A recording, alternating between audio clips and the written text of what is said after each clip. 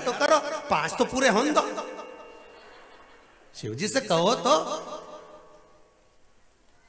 मतलब तुम्हारा पूजन इतना प्रबल है, बढ़िया स्नान स्नान करके छोटी मोटी गुदगुथा के और पानी वानी लेके, और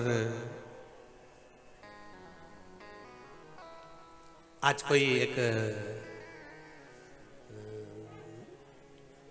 कोई पुलिस वाले भैया थे और उनके साथ उनकी बहन भी आई थी, तो वो कह रही थी, कहीं बैठी होंगी शायद, और वो कह रही थी गुरुजी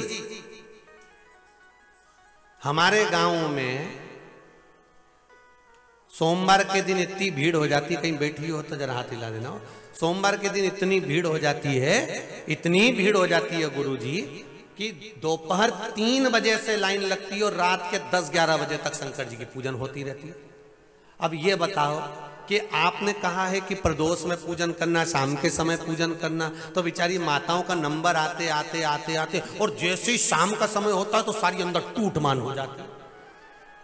अब बड़ी परेशानी।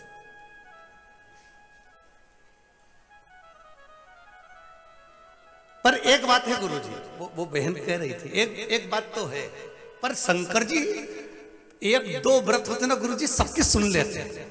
मैंने कहा इसीलिए सुन लेते हैं कि अभी तो बाहर खड़ी है, इसका क्या भरोसा।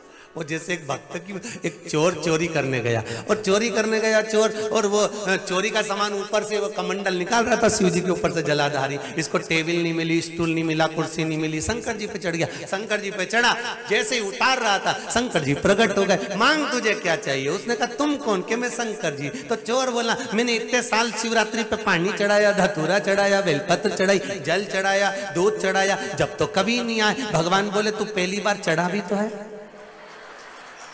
शिव जी बोले तू चढ़ा भी तो पहली बार है। तो भगवान भी घबराते ऐसे भक्तों से। एक बीच में आपको एक कथा सुनाई थी, भक्त बड़ा एक